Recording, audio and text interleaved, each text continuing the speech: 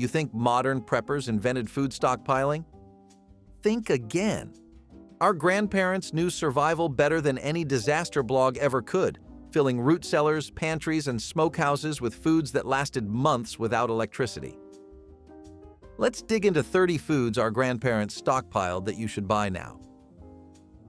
Dried beans were the cornerstone of every Depression-era pantry, sitting in glass jars and cloth sacks ready to feed families through lean winters and uncertain times. Pinto beans, navy beans, and black-eyed peas could sit on shelves for years without losing nutritional value, requiring only water and heat to transform into hearty meals. Families bought them by the pound at general stores or grew them in backyard gardens, harvesting pods and drying them on screens in late summer sunlight.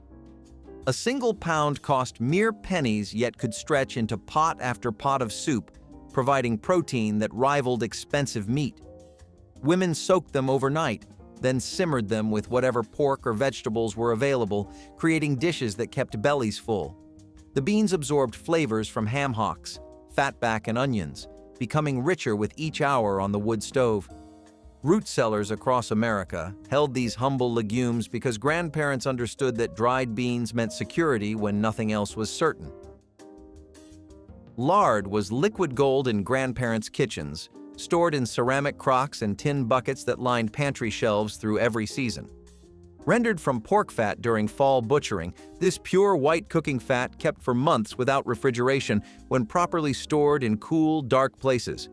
Families used it for everything from frying eggs to baking flaky pie crusts that modern vegetable oils could never replicate. The fat came from home-raised hogs or was purchased cheaply from local butchers who had more than they could sell. Women rendered it slowly in large iron pots, straining the cracklins and pouring the clean fat into containers that would sustain the household through winter. Unlike butter that spoiled quickly, lard remained stable and reliable, providing essential calories during hard times when food was scarce. Every biscuit, every fried potato, every piece of cornbread depended on this humble fat that grandparents stockpiled, knowing their family's survival required it. Cornmeal filled burlap sacks and tin canisters in pantries across rural America, a staple so essential that running out meant genuine hardship. Ground from dried corn at local mills or purchased at general stores for pennies per pound, this golden flour lasted months when kept dry and cool. Families made cornbread, mush, hoe cakes, and dodgers from this single ingredient, stretching meals when wheat flour was too expensive or unavailable. The coarse yellow meal required no yeast or special handling, mixing easily with water, salt, and fat to create filling food within minutes. Women baked it in cast iron skillets seasoned with bacon grease, producing crusty bread that soaked up pot liquor and gravy perfectly.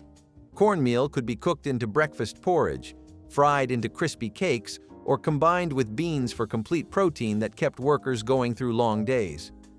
Grandparents stockpiled sacks of it because they knew cornmeal meant their families would never go hungry, regardless of what hardships came. Salt pork was the insurance policy hanging in smokehouses and sitting in brine crocks throughout rural America. This heavily salted pork belly could last for months without refrigeration, providing both fat and flavor to otherwise bland survival foods. Families either cured their own during fall butchering or bought slabs from local merchants who kept barrels of it year-round. The meat was sliced thin and fried until crispy. Its rendered fat used to cook vegetables, beans, and cornbread that fed hungry households. Women dropped chunks of salt pork into simmering pots of greens and beans, transforming simple ingredients into meals that tasted like abundance. The salt content preserved the meat through summer heat and winter cold, making it reliable when fresh meat was impossible to obtain or afford. Every bite delivered essential calories, sodium, and the satisfying richness that made hard times bearable. Grandparents stockpiled salt pork because they understood that this preserved meat could sustain families through any crisis. Canned tomatoes lined basement shelves in gleaming rows, representing summer's abundance preserved for winter's scarcity. Families spent late August days blanching, peeling, and processing tomatoes from overflowing gardens into quart jars that would last until the next harvest. The tangy red fruit became the foundation for soups, stews, and sauces that brightened cold winter meals with remembered sunshine. Women worked together at kitchen tables, filling hot jars with crushed tomatoes, adding salt, and processing them in boiling water baths. A single bushel could yield dozens of jars, enough to feed a family through months of frozen ground. The bright acidity cut through the heaviness of preserved meats and dried beans, providing vitamins when fresh produce was only memory. Store-bought canned tomatoes cost little and stored indefinitely, making them essential for families without gardens. Grandparents stockpiled tomatoes because they knew this preserved fruit meant flavor, nutrition, and hope through the leanest seasons. Oats filled burlap sacks and metal canisters in pantries where economy and nutrition mattered more than fancy meals. This humble grain cost almost nothing, yet delivered sustained energy that carried workers through long mornings of hard labor. Families bought rolled oats in bulk, storing them in cool, dry places where they lasted for months without spoiling. Women cooked them into hot porridge on cold mornings, adding molasses or dried fruit when available, or simply salt and butter when times were lean. The oats could also be baked into cookies, added to meatloaf as a stretcher, or mixed into bread dough to make supplies last longer. Unlike more delicate grains, oats required no special storage and survived temperature changes that would ruin other foods. A single pound could provide breakfast for a large family for several days, making it one of the most economical staples available. Grandparents stockpiled oats because they knew this simple grain meant warm, filling mornings regardless of circumstances. Powdered milk sat in paper boxes and tin cans on pantry shelves, providing dairy nutrition when fresh milk was unavailable or too expensive. This dehydrated product reconstituted with water into drinkable milk that children consumed without complaint during lean times. Families living far from dairy farms depended on powdered milk to meet their calcium and protein needs throughout the year. The powder lasted for months in cool, dry storage, unlike fresh milk that spoiled within days without refrigeration. Women mixed it into baking recipes, stirred it into coffee, and served it to children who needed nutrition regardless of circumstances. During wartime and economic hardship, powdered milk became essential for families who couldn't access fresh dairy products. It cost far less than liquid milk and required no refrigeration, making it practical for households without reliable electricity. Grandparents stockpiled powdered milk because they understood this humble powder meant essential nutrition through any crisis. Honey stored in glass jars and ceramic crocks represented sweetness that never spoiled, a natural wonder that grandparents prized above refined sugar. This golden syrup from local beekeepers or backyard hives could sit for decades without losing quality, crystallizing but never becoming dangerous. Families used honey to sweeten biscuits, preserve fruits, soothe sore throats, and treat wounds with its natural antibacterial properties. Unlike white sugar that required industrial processing, honey could be produced locally and stored indefinitely without special handling. Women stirred it into hot drinks, spread it on cornbread, and used it in recipes where its floral sweetness added depth. The honey also served medicinal purposes, mixed with lemon for coughs or applied directly to burns for healing. One jar could last a household for months, providing concentrated calories that made hard times easier to bear. Grandparents stockpiled honey because they knew this ancient sweetener meant comfort and survival regardless of supply chains. Vinegar filled glass jugs and ceramic bottles in pantries where preservation meant survival, its sharp acidity serving purposes far beyond cooking. This fermented liquid could last indefinitely without refrigeration, providing essential acid for pickling vegetables, making medicines, and cleaning wounds. Families made their own from apple scraps or purchased it cheaply from general stores that kept barrels in back rooms. Women used vinegar to pickle cucumbers, beets, and peppers, transforming summer's abundance into preserved foods that lasted through winter. The acid also tenderized tough cuts of meat, made pie crusts flaky, and served as a base for remedies that treated sore throats and stomach troubles. Unlike expensive spices, vinegar cost almost nothing yet added brightness and preservation power to countless recipes. A single gallon could last a household for months of pickling and cooking. Grandparents stockpiled vinegar because they understood this simple acid meant their families could preserve food through any hardship. Rice-filled cloth sacks and ceramic jars in pantries where carbohydrates meant the difference between hunger and satisfaction. This ancient grain stored for years in cool, dry conditions, providing reliable calories that required only water and heat to become edible. Families bought rice in bulk, often in 50-pound bags that sat in root cellars ready for any emergency. The grain stretched endlessly, combining with beans for complete protein, absorbing gravies, or serving simply with butter and salt when nothing else was available. Women cooked rice into puddings for dessert, fried it with vegetables for dinner, or simmered it into porridge for sick family members. Unlike bread that went stale or potatoes that sprouted, properly stored rice remained unchanged for years, waiting patiently until needed. A single pound could feed a family multiple meals, making it one of the most economical staples available. Grandparents stockpiled rice because they knew this humble grain meant full bellies regardless of whatever hardships came. Flour filled bins and barrels in pantries where baking was survival, providing the foundation for bread, biscuits, and countless staples. Families bought it in 50-pound sacks, storing it in cool, dry places where weevils couldn't reach. White flour kept for months when properly stored, ready to become whatever the household needed most. Women used it daily, mixing biscuits before dawn, rolling pie crusts, and stretching meat with dumplings. The flour bin was checked regularly, its level watched as carefully as the fuel supply. Running low meant genuine anxiety because without flour, families lost their primary source of filling food. Biscuits required only flour, fat, and liquid to create something satisfying, making it essential for tight budgets. The dusty white powder transformed into countless dishes that fed workers and comforted children. Grandparents stockpiled flour because they knew this simple powder was the difference between eating well and going hungry.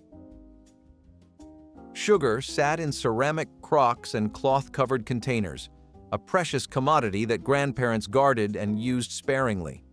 White granulated sugar cost more than other sweeteners, but preserved fruit, balanced acids, and provided quick energy that molasses couldn't match. Families bought it by the pound when money allowed, storing it carefully away from moisture. Women used sugar to can fruits, make jams, sweeten coffee, and create treats that made hard times bearable for children. During wartime rationing, sugar became so valuable that families traded for it and celebrated when extra could be obtained. The sweetness provided wasn't just about taste, but about morale, making difficult days brighter. Sugar also preserved foods through canning, allowing summer's fruit to survive into winter. A well-stocked supply meant families could put up preserves and have sweetness through lean months. Grandparents stockpiled sugar because they understood its power to preserve food and lift spirits. Coffee beans and grounds filled tins and glass jars in pantries where morning routines depended on that bitter, energizing brew. Adults needed coffee to face long days of physical labor, its caffeine providing the push required to work from dawn until dark. Families bought green beans to roast themselves or purchased ground coffee that they stretched by brewing weak. The aroma of percolating coffee signaled morning's beginning, filling kitchens with warmth before anyone spoke. During rationing and shortages, coffee became precious enough that families mixed it with chicory to stretch supplies. The ritual of morning coffee was sacred, a moment of quiet before the day's demands began. Women kept coffee tins sealed tight against moisture, knowing that stale coffee meant wasted money. The dark brew provided comfort during difficult conversations and warmth on cold mornings. Grandparents stockpiled coffee because they knew this humble beverage was essential for facing whatever each day brought. Molasses filled ceramic jugs and tin cans in pantries where sweetness had to be affordable and serve multiple purposes. This thick, dark syrup cost far less than refined sugar while providing iron and minerals that white crystals couldn't offer. Families used it to sweeten cornbread, make gingerbread, flavor baked beans, and create treats when expensive sugar was beyond reach. The robust sweetness paired perfectly with simple foods, enhancing rather than overwhelming rural dishes. Women stirred molasses into hot water for quick drinks, spread it on biscuits, and used it to make candy for children. Unlike honey or sugar, molasses was cheap enough that families could use it generously without worry. It also stored indefinitely in cool pantries, never spoiling regardless of how long it sat. The thick syrup poured slowly, its richness reminding families that sweetness didn't require wealth. Grandparents stockpiled molasses because they knew this humble syrup meant affordable sweetness for any occasion. Dried fruit hung in strings from rafters and filled glass jars, representing summer's sweetness preserved for winter's bleakness. Apples, peaches, and berries were sliced thin and dried on screens in summer sun until they became leathery and stable. Families either dried their own from orchards or purchased dried fruit from stores where it cost far less than fresh. The concentrated sweetness provided energy and vitamins when fresh produce was impossible during frozen months. Women soaked dried apples overnight to make pies, stewed prunes for breakfast, and added raisins to bread for treats. The fruit required no refrigeration and lasted for years when kept dry, making it perfect for uncertain times. Children loved dried fruit as candy, chewing on apple rings that satisfied cravings without costing money. The chewy sweetness reminded families of summer even when snow covered everything outside. Grandparents stockpiled dried fruit knowing this preserved sweetness meant vitamins and joy through dark months.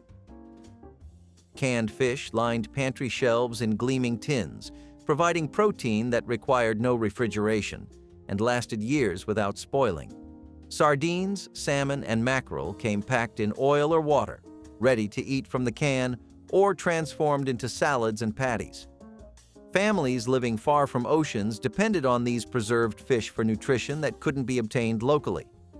The tins cost little compared to fresh meat, yet delivered complete protein and healthy fats that bodies needed. Women mixed canned salmon with crackers and eggs for croquettes, mashed sardines onto bread for quick sandwiches. The fishy richness might not have been everyone's favorite, but it was reliable, affordable, and genuinely nutritious. During lean times, a tin of fish could become dinner when nothing else was available in the pantry. The convenient cans required no special storage and survived harsh conditions. Grandparents stockpiled canned fish because they knew these humble tins meant protein security through any hardship. Peanut butter sat in glass jars and ceramic crocks, providing affordable protein that children actually enjoyed eating. This thick spread could be made at home from roasted peanuts or purchased cheaply where it cost far less than meat. Families relied on peanut butter sandwiches to fill lunch pails, spread on crackers for snacks, and stirred into recipes. The paste provided protein, fat, and satisfaction that kept workers and children fueled through long hours. Women appreciated that peanut butter required no refrigeration and lasted months without spoiling or separating. The familiar taste comforted children during difficult times when other treats were impossible to afford. Peanut butter could transform stale bread into something satisfying, making it invaluable when fresh food was scarce. A single jar stretched across dozens of meals, providing nutrition at costs even struggling families could manage. Grandparents stockpiled peanut butter, knowing this spread meant protein regardless of circumstances.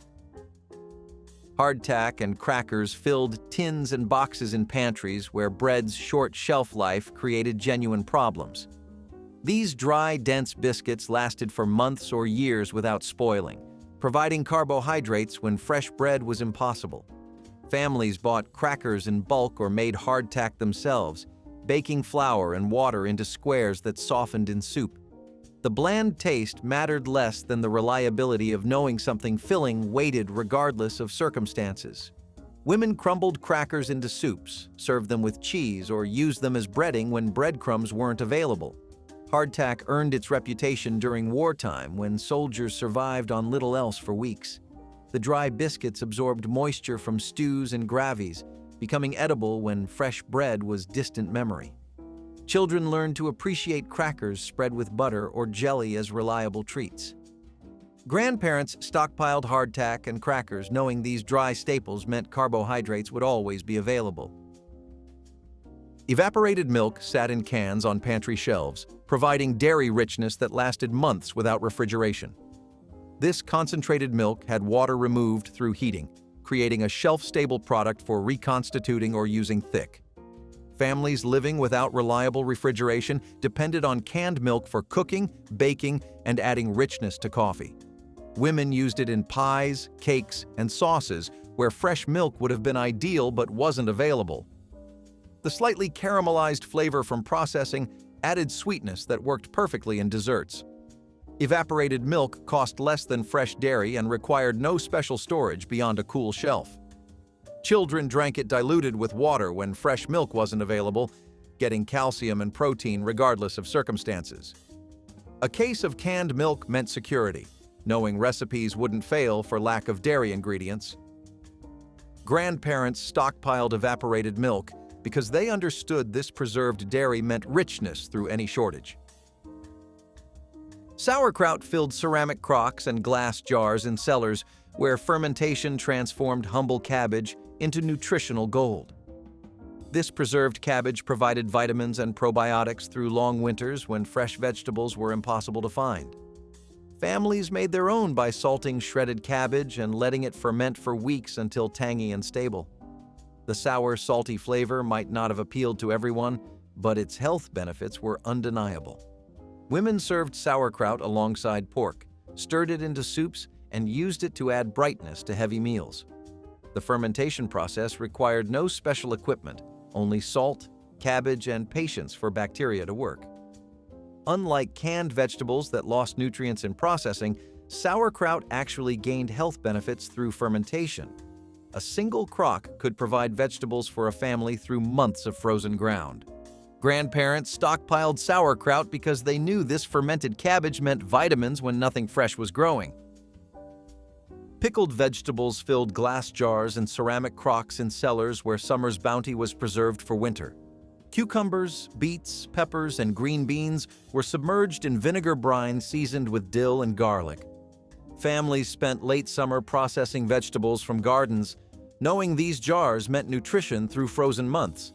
The pickling process required only vinegar, salt, and spices, making it accessible without expensive equipment. Women worked together at kitchen tables, packing jars tight with vegetables and pouring hot brine over them. The tangy, salty results added brightness to heavy winter meals of beans and preserved meats. Pickled vegetables provided vitamins and variety when fresh produce was impossible to obtain anywhere. Children learned to appreciate sharp flavors that woke up taste buds dulled by monotonous fare. Grandparents stockpiled pickled vegetables because they knew these preserved jars meant nutrition through the leanest seasons.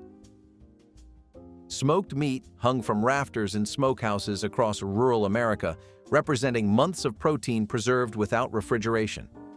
Hams, bacon, and sausages were cured with salt, then smoked slowly over hickory fires until shelf-stable. Families who raised hogs spent fall days butchering and smoking, filling smokehouses for the year ahead. The smoky flavor permeated every fiber, creating taste that no fresh meat could match. Women sliced smoked ham thin for breakfast, added chunks to bean pots, and served it at Sunday dinners. The preservation method required no electricity, only salt, smoke, and patience over days of careful tending. Smoked meat became currency in rural communities, traded between neighbors when needs arose. The rich, salty protein provided essential nutrition when fresh meat was impossible to obtain. Grandparents stockpiled smoked meat because they knew these preserved cuts meant protein security through any hardship. Root vegetables filled bins and barrels in cool cellars where they could last for months without preservation. Potatoes, carrots, turnips, and onions were harvested in fall and stored in sand or sawdust until needed. These hardy vegetables provided essential nutrition through winters when nothing fresh could grow. Families checked root cellars regularly, rotating stock and removing anything showing signs of spoilage.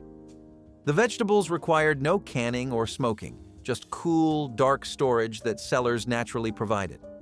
Women pulled carrots and potatoes from bins to add to soups, stews, and roasts throughout winter. The earthy sweetness of properly stored root vegetables improved as starches converted to sugars. A well-stocked root cellar meant families could eat well regardless of weather or economic conditions. Grandparents stockpiled root vegetables because they knew these hearty foods meant nutrition without any preservation. Baking soda sat in paper boxes and glass jars in every pantry, serving purposes far beyond making biscuits rise. This simple white powder was essential for leavening bread, cleaning pots, treating heartburn, and dozens of household needs. Families bought it in bulk, knowing that running out meant flat biscuits and stomach troubles without remedy. Women added pinches to cornbread batter, scrubbed burnt pans with paste, and mixed it with water for stomachs. The powder cost almost nothing, yet solved problems that would otherwise require expensive products or help. Baking soda also extinguished small kitchen fires, deodorized iceboxes, and soothed insect bites. Its versatility made it one of the most valuable items in any household's emergency supplies.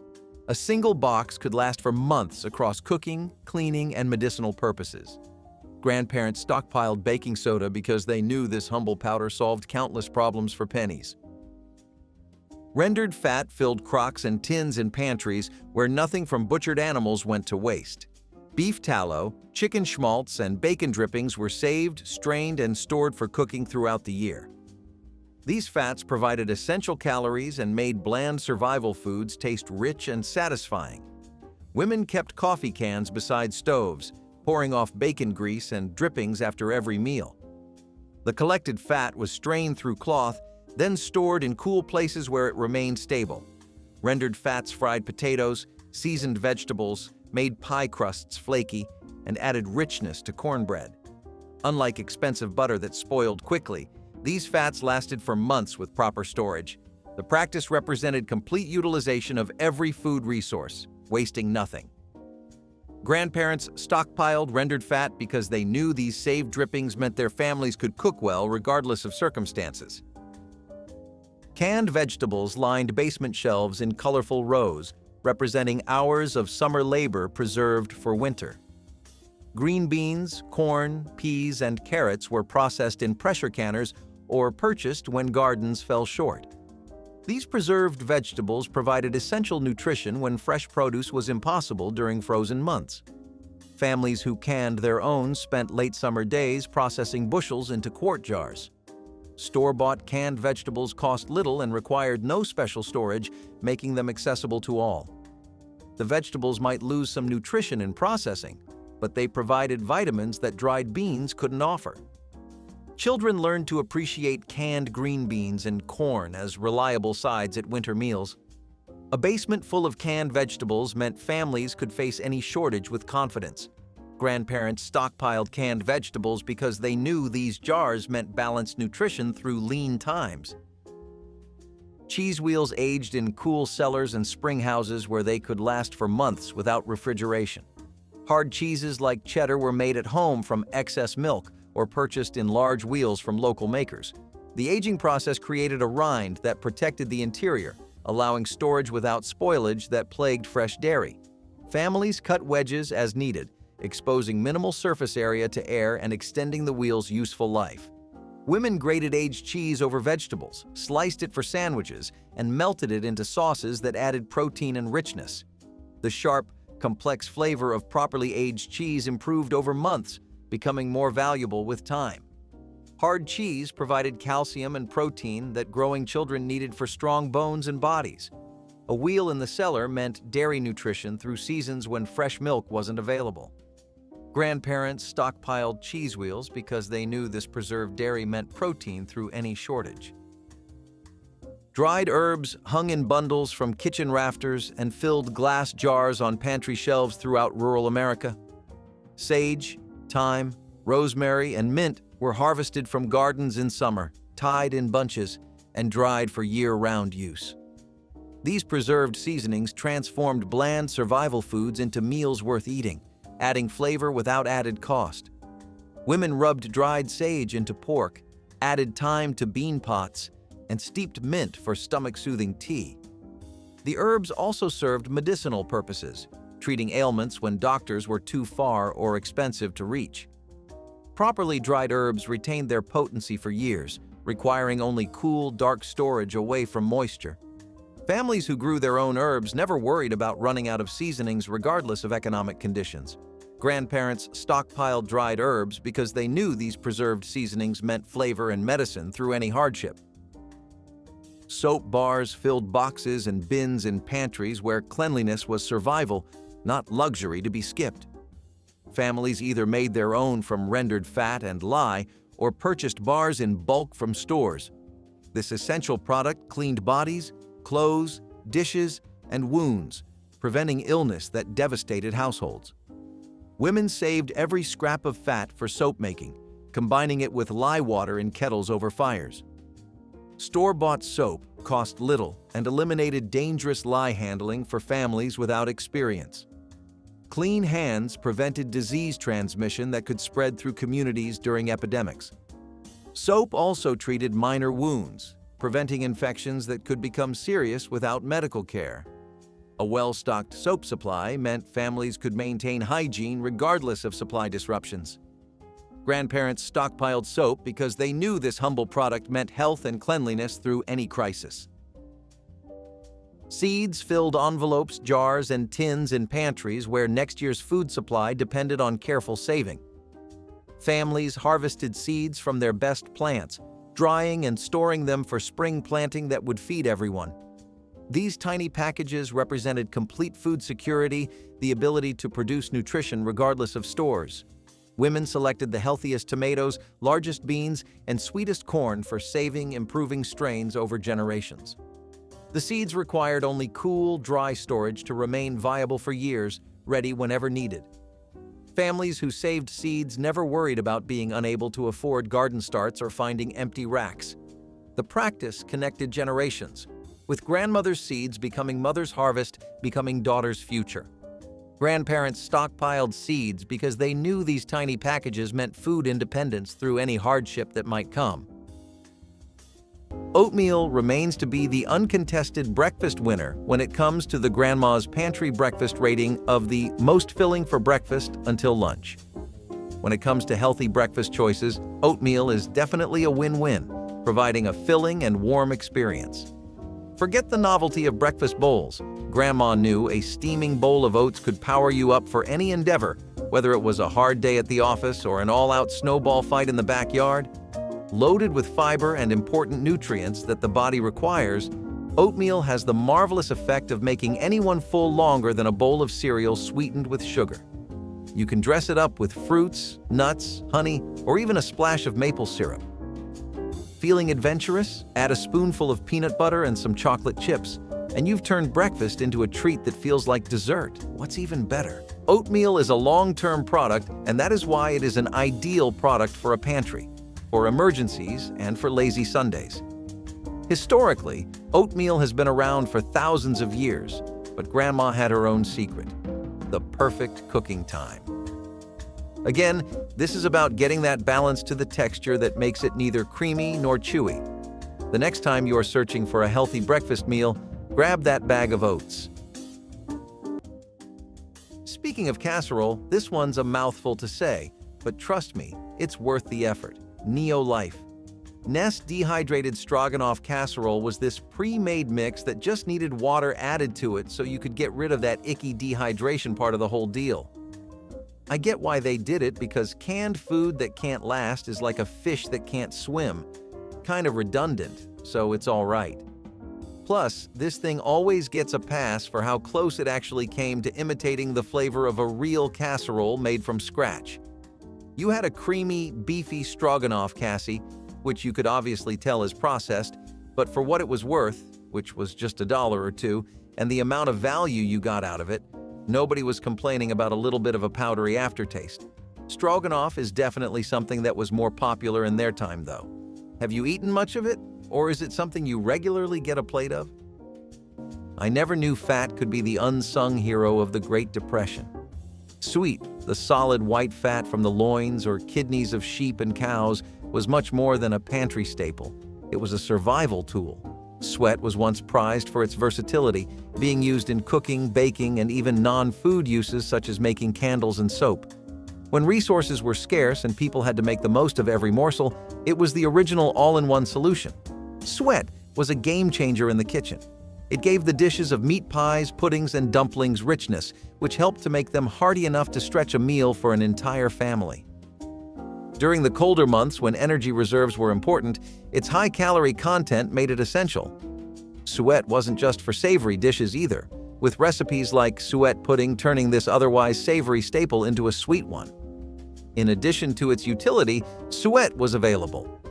It was often considered a byproduct by butchers and sold cheaply, so even the most cash-strapped families could afford it. It was also easy to render and store and kept for months when properly handled. Suet has pretty much disappeared from modern kitchens, but it occasionally makes an appearance in traditional recipes. It was more than just fat to those who lived through the Great Depression. It was a lifeline in Lard's clothing. Hardtack, the last biscuit standing.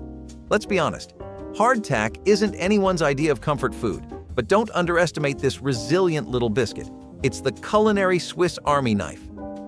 Made to last, hardtack has been an emergency food staple for centuries, and if you peeked into Grandma's pantry, you might still find a few of these unbreakable snacks lurking. Designed for sailors, soldiers, and anyone needing long-lasting nourishment, hardtack keeps it simple with just flour, water, and salt. It may sound basic, but that's the secret to its survival power. It can last for years. In fact, some hardtack has even been pulled from shipwrecks, still rock hard and technically edible. Now that is longevity. Though not exactly soft or flavorful, hardtack has been a literal lifesaver. It's tough enough to be gnawed on as is, softened in coffee, or crumbled into soup. Just don't expect a gourmet experience. It's about as exciting as chewing on a brick. But for Grandma, this was essential, a way to get carbs when nothing fresh was around. So, while today's diets lean towards fresh and flavorful, there's something endearing about a food that stood the test of time. Now, take me seriously when I say this, but you could get canned or bottled chocolate milk too. I know that's not exactly new information because you can still get it, but what you might be surprised to know is that your mom and dad at 30-something were still more likely than not avid chocolate milk enjoyers. You can hold that one over their head next time they tell you to eat like an adult when you walk in with some Dr. Pepper or cereal for breakfast. This was just as good as any chocolate milk you could at home, and it cost just a few cents. The powdered alternatives were even more affordable, but they didn't have that same magic that the canned ones did. These really were deliciously sweet, and I don't know if they actually used a lot of chocolate, but most of the companies I tried that were popular in the boomer era really had a strong cocoa flavor. People didn't give up their morning buzz when coffee got too pricey, they just got creative. Chicory root, the Great Depression's favorite coffee substitute, was every house's pantry staple. This unassuming plant was dug up, roasted, and ground into a powder, becoming the secret weapon for caffeine cravings when actual coffee beans were out of the question. It wasn't a new idea. Chicory coffee had been used in Europe for years, but the Depression brought it into the American home. The root gave brews a slightly nutty, earthy flavor, and some people said it made their coffee taste richer. But others weren't so sure, saying it tasted like burnt wood. It was cheap, caffeine-free, and most importantly, available. Chicory was often harvested by families themselves, pulling roots from ditches and fields to stretch their dwindling budgets. What was once a pesky weed became a pantry essential through a little ingenuity.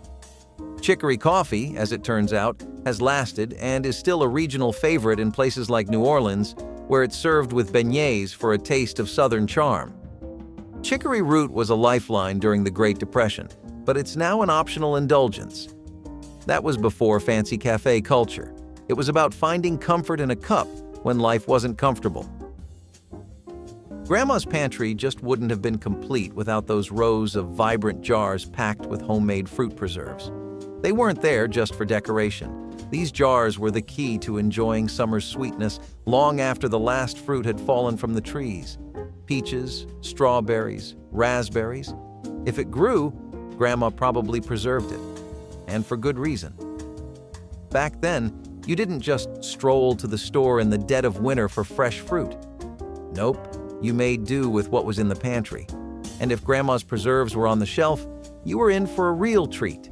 You could spread it on toast, bake it into pies, or drizzle it over some homemade ice cream. One of the coolest things about preserves is how long they last. When sealed properly, they can last for years. They're like little time capsules of summer, ready to be opened when February's gray days have you longing for a taste of July. No need for refrigeration. Just a spot on the pantry shelf until you're ready to dive in.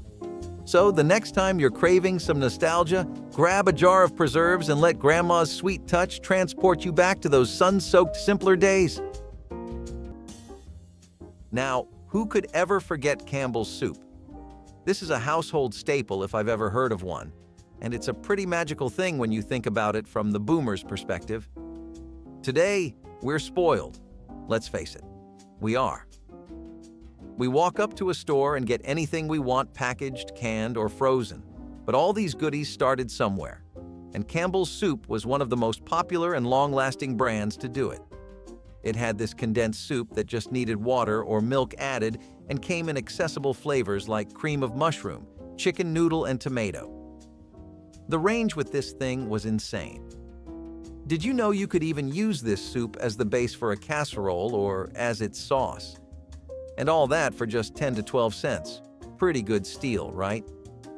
Considering it wasn't just a meal, it was a lifesaver for busy moms and a comforting staple for families during tough times. The iconic red and white can became a symbol of good food, finding a place in nearly every pantry. Campbell's ads even taught clever recipes like turning cream of mushroom soup into a creamy pasta sauce or a gravy for meatloaf. It's hard to imagine something as simple as eggs without a chicken coop, but during the Great Depression, powdered eggs were a reality. These dehydrated wonders became a staple in American homes, providing a protein-rich solution that didn't spoil and didn't require refrigeration.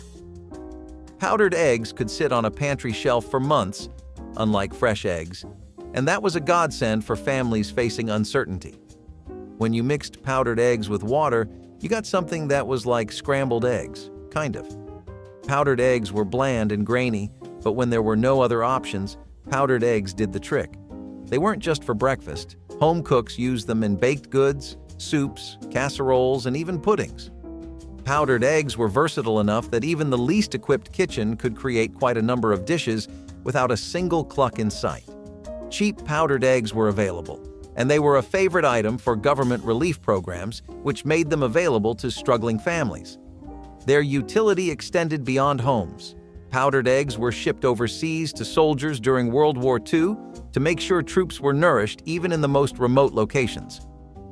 Powdered eggs are now a must in emergency kits and camping supplies, but during the Great Depression, they were a sign of resilience.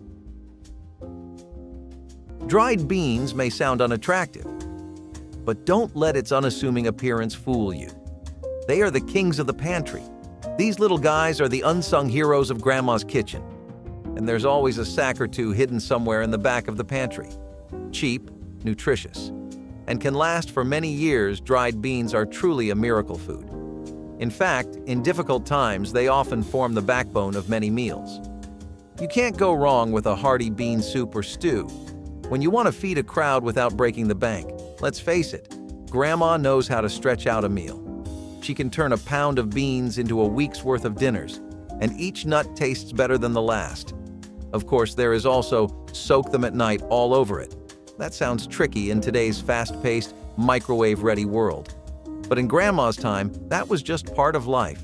You soak the beans and wait. And when they're ready, they're cooked slowly over low heat until they melt deliciously in your mouth. Dry beans also come in all shapes and sizes, such as kidney beans, pinto beans, black beans, etc. Grandma's pantry is basically a bean buffet. It has space for all kinds of soups, stews, and salads. So next time you're walking down the bean aisle, give a nod to these pantry powerhouses.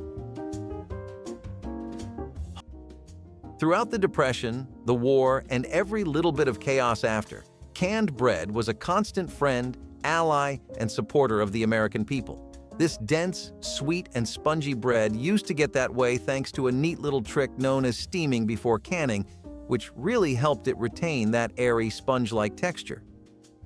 This was used in war for soldiers as a part of government rations, and even organizations like the Red Cross would have it during many of their food drives. For just 20 or 25 cents, you could get some pretty decent bread, and the entire idea of this was to market how practical and convenient it is. I gotta say, it worked because people bought it in droves. Seriously, go ask your mom and dad about how much people used to get canned bread back in the day, and how it was used for rations. They pretty much paired it with things like Campbell's soup or used it as a side for other dishes that involved bread. Not everybody even had an oven back then, and in an era with an increasing focus on hustling and grinding your way into a nice little retirement, the appeal of baking bread from scratch for a few hours wasn't really something people were too into. Hardtack, also known as the cracker that could survive the apocalypse, was a Depression-era favorite for those wanting to stockpile something that wouldn't spoil. It was a rock-hard biscuit made of nothing but flour, water, maybe a pinch of salt. Nothing special, but dependable. Hardtack was a legacy food, one with military rations and sailor diets pedigree. It was a Depression-era hit because families could stash it in pantries without fear of spoilage. Plain, it was like gnawing on a brick. It was almost edible, but softened with soup, milk, or coffee, it became almost edible. Emphasis on almost. Hardtack was bland, but there was something charming about it. It was cheap, easy to make, and incredibly filling. It was the base for many families' meals when ingredients were scarce. It thickened stews, broken into crumbs, or was an impromptu plate when real dishware wasn't an option, left whole. Today, hardtack is more of a historical curiosity than a pantry must-have. However, during the Great Depression, this humble cracker represented resilience. It wasn't fancy or flavorful, but it kept people going when times were tough, and that's what mattered.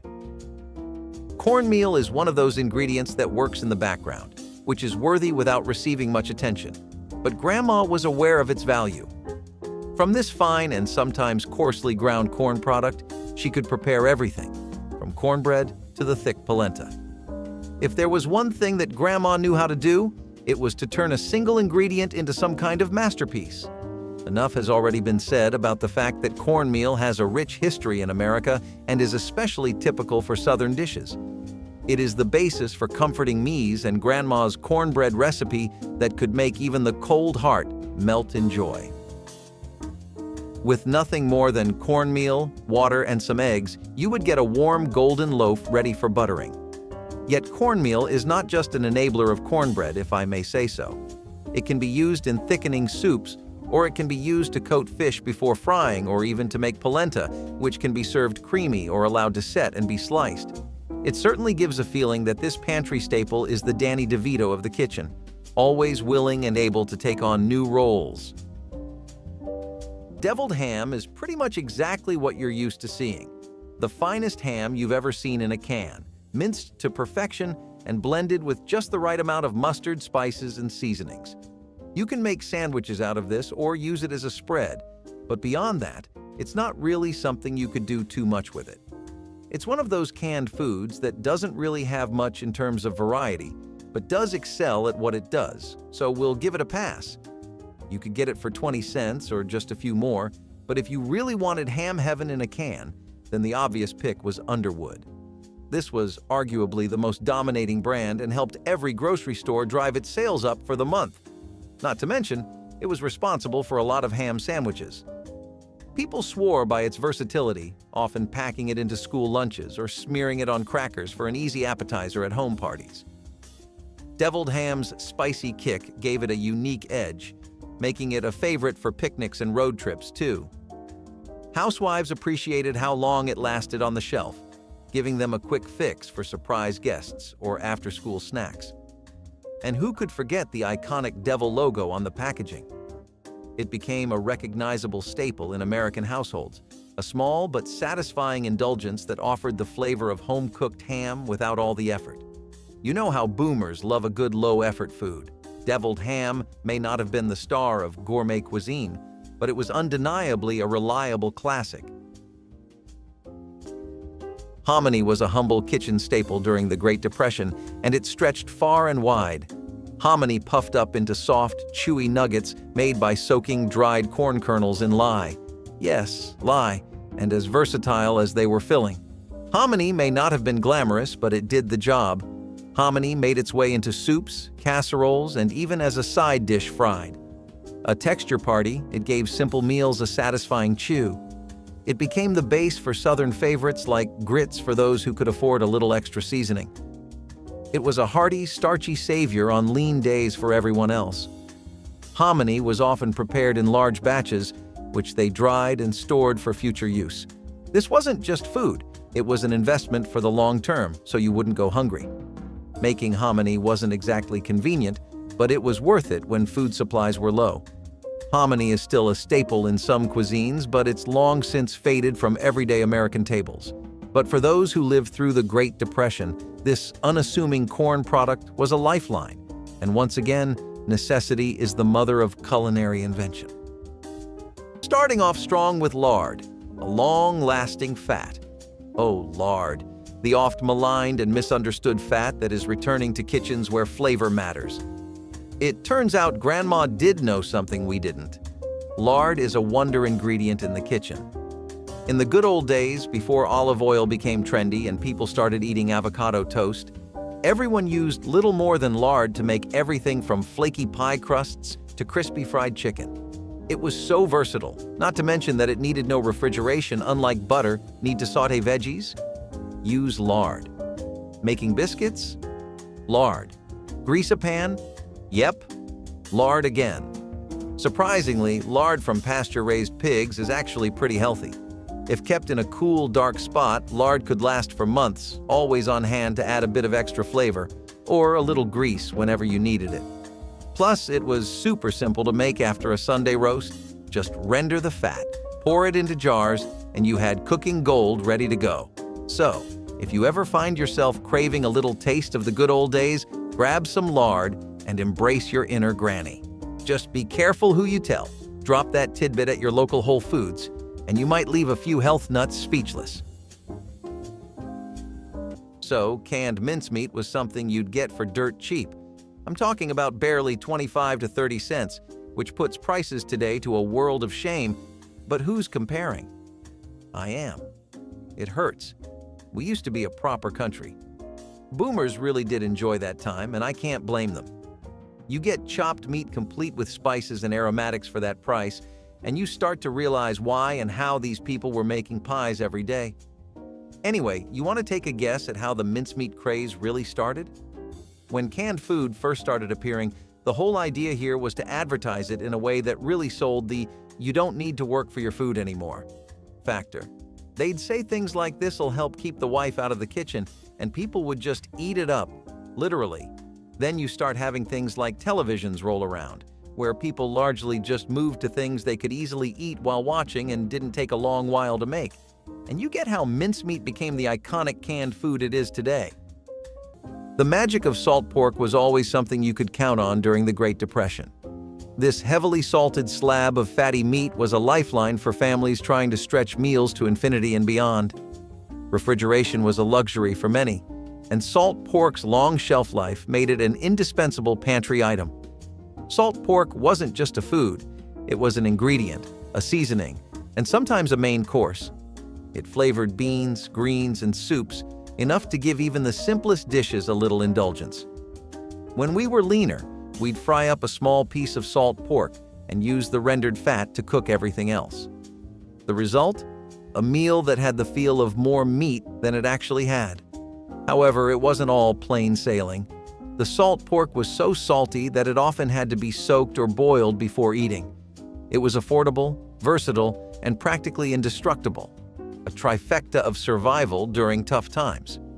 Salt pork is much more likely to appear in gourmet kitchens than in emergency pantries today. But back then, it was a salty superhero, rescuing countless Depression-era meals from bland oblivion. Salted pork, also known as the original meat preservation recipe, is the true most valuable player of Grandma's kitchen.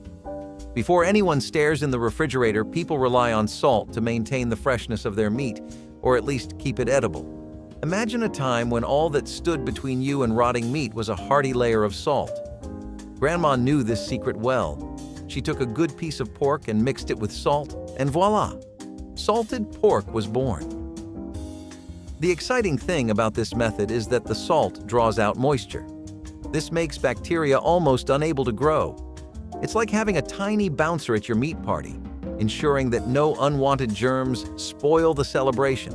Salted pork could be thrown into a pot of beans, added to a hearty stew, or simply fried up for breakfast. The options are endless, and Grandma knew them all. In addition, salted pork is a staple food during difficult times. It supported the family when fresh meat was in short supply. As an added bonus, it's versatile and will last for months. Perfect for the long winter months or if you're traveling around the country. Although modern health trends warn against excessive sodium intake, in your grandmother's time, a pinch of salt was the only way to survive.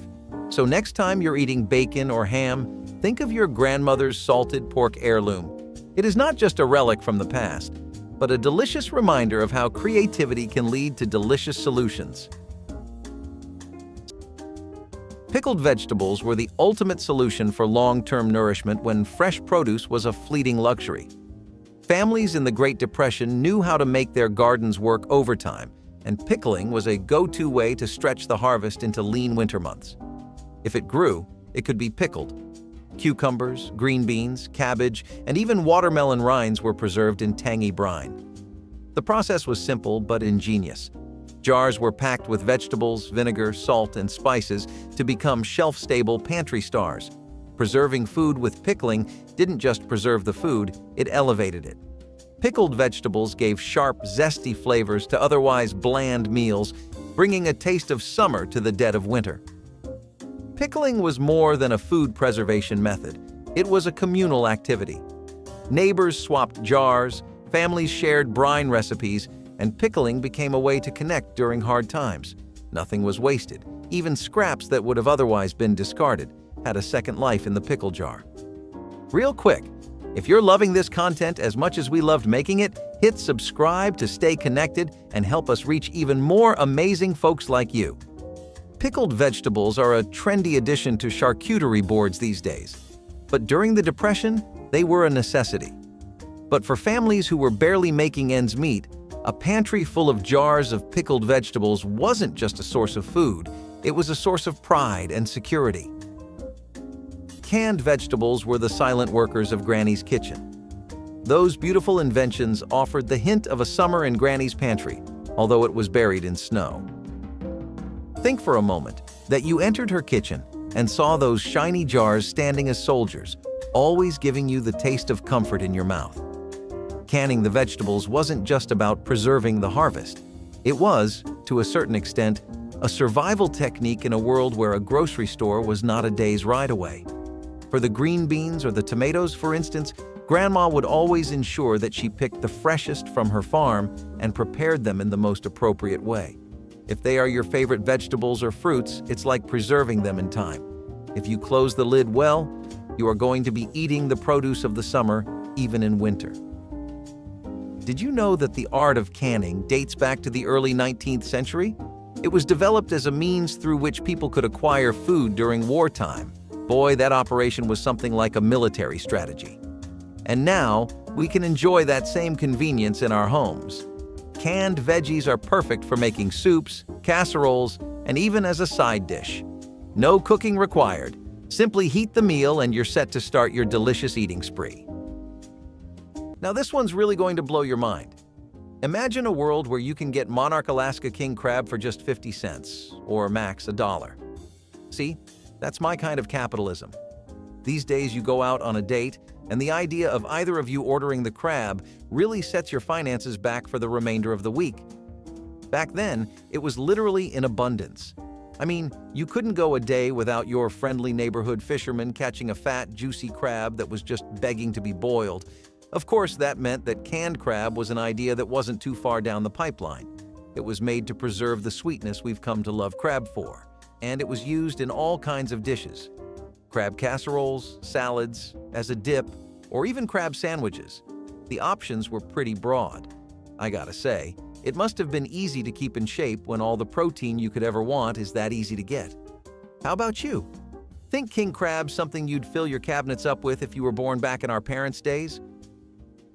Real quick, if you're loving this content as much as we loved making it, hit subscribe to stay connected and help us reach even more amazing folks like you. Feeling like your taste buds aren't being represented so far?